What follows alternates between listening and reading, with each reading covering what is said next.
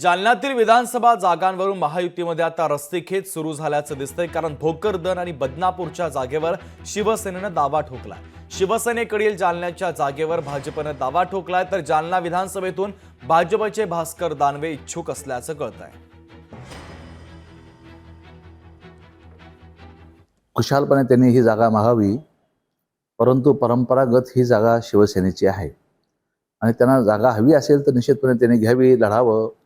मग आम्हाला भोकरदन द्यावी, बदनापूर द्यावं. आम्ही ही जागा ते म्हणत असतील तर वरच्या पातळीवर जर विचार झाला असेल तर त्यांनी सांगावं, मांडावं बैठकीमध्ये.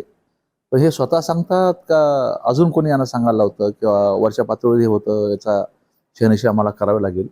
ठीक आहे, आम्ही भोकरदन आणि बदनापूरला तयार आहोत. आम्हाला त्या जागा द्याव्या. त्यांना भाजपला पाहिजे असेल तर वरच्या पातळीवरून त्यांनी काय घ्यायची ती घ्या, पण आमची मागणी राहील मग आम्हाला भोकरदन आणि बदनापूर द्यावी.